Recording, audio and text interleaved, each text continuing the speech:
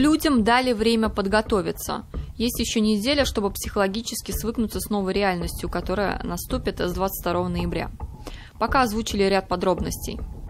На данный момент действует QR-код, полученный на портале госуслуги, который выдается прошедшим полный курс вакцинации или переболевшим ковид. Имеет силу и бумажный QR-код, и справка о наличии медотвода. На базе Министерства здравоохранения Республики сейчас разрабатывают единый QR-код, который будет включать в себя сразу несколько показателей. Кроме того, будет приостановлено действие транспортных карт для лиц старше 60 лет, не имеющих QR-кода или справки о медотводе. С чем связан режим, безусловно, понятно. Массовые масочные нарушения в транспорте. У каждого первого отсутствие защиты, у каждого второго на подбородке. Почти 16 тысяч нарушений масочного режима за октябрь. А общественный транспорт с точки зрения вируса самый небезопасный. Почему маски нету? Есть.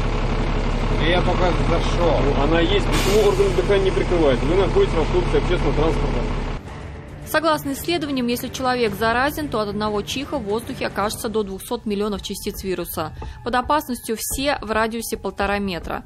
Беспощадна к реальности и статистика. В сутки в Татарстане заражаются порядка 250 человек. Умерло больше 1000 с начала пандемии.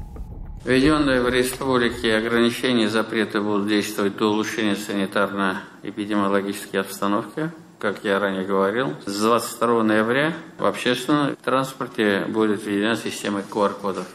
Подготовительная работа проведена. Мы сейчас отрабатываем штрихи. Очень большая работа с транспортными компаниями.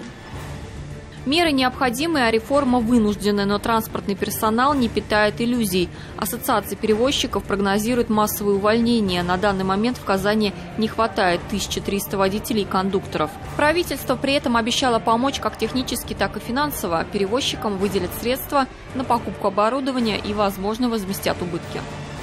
Пассажиры будут думать о том, что если у них нет QR-кода или кто-то не смог его, например, показать, будут пользоваться, допустим, личным транспортом, у кого оно есть, либо такси, либо таким образом будет происходить, опять-таки, будут набирать попутчики. Каким образом попутчиков набирают личные автомобили? То есть, опять-таки, будет расцвет нелегальных перевозчиков. В любом случае, ко всему новому нужно привыкнуть. Оно всегда ведет к отторжению, а потом... Распробовав, расчувствовав, всегда как-то стараются люди одобрить нововведение. Уже известно, что коды будут проверять внутри салона во время покупки билета. В каком-то смысле решение, конечно, рациональное. Представить толпящихся людей у центральной двери в мороз трудно. Итак, пассажир входит внутрь. Вот тут появляются вопросы, на которые необходимо дать ответы и разработать систему доведения QR-изации. Имеет ли право кондуктор высадить пассажира? Что делать, если он сам не покидает транспорт? Вот если взять Пионерскую, Попова и Национальный архив, вот там вообще подвал. 20-30 человек. Здесь-то, если ехать по Савиново поселку, Брикетка, человек 6-7, то этих-то можно успеть. А вот такой поток, который на Советской площади, допустим, с утра, мы явно не успеем. Мы не успевать ничего не будем. Там драчка будет, это однозначно, с кондукторами. У нас так их бьют вообще-то. Много очень случаев. Ну вот и проверяющие у нас ходят, и хорошо, когда они заходят, они слушаются, а мы никто для них. Мы для народа никто, вот и все. Входы могут закрыться и в университеты. Вузам рекомендовали тоже ввести ограничения. Вузы стали реагировать. В КФУ процент привитых учащихся чуть более 30 из 37 тысяч очных студентов. Но цифра, понятно, будет расти. Вопрос ограничений по допуску к занятиям не стоит так остро, пока никаких жалоб среди студентов не наблюдается. А вот как это будет происходить технически, каждый университет решит сам. Уже в течение месяца, наверное, действует на портале университета специальный модуль для наших сотрудников, студентов, куда они могут загрузить информацию о вакцинации, наличии иммунитета в целом, либо о справке о медотводе. И, собственно, мы получаем достаточно объективную информацию о том, значит, какая ситуация складывается у нас в университете. И сегодня, собственно, ректорам университета дано поручение техническим службам, чтобы они были готовы наши системы, СКУДа, так называемые системы контроля и управления доступа, для того, чтобы мы могли понимать, у каких студентов есть эти QR-коды, у каких нет. И мы сегодня эту подготовительную работу проводим. К КФУ, к слову, единственный вуз, который прививает иностранных студентов за собственный счет.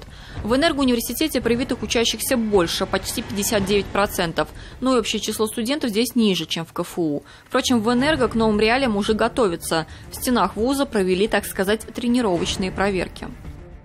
В пилотном режиме мы уже отрабатываем, как это будет, какие очереди образовываться, сколько надо людей на входе поставить, сколько входов дополнительно открыть для того, чтобы не создавалось больших очередей. Будем привлекать волонтеров.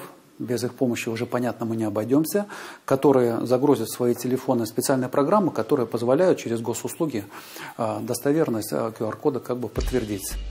Никого из студентов не принуждают, с ними говорят, и, похоже, это имеет результат.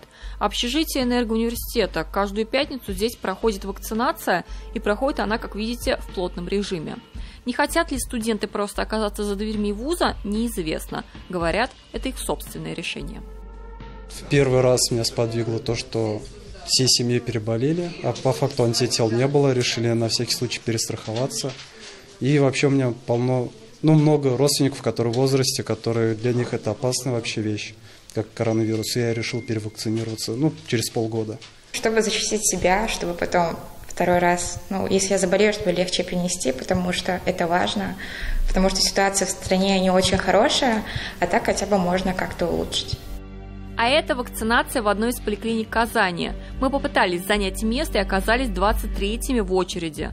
Возможно, приходит понимание, что чем дальше, тем сложнее, и пора услышать голос здравого смысла, чтобы эта уже наступившая реальность окончательно не перевернулась с ног на голову. Диляра Юсупова и Андрей Ключников, 7 дней.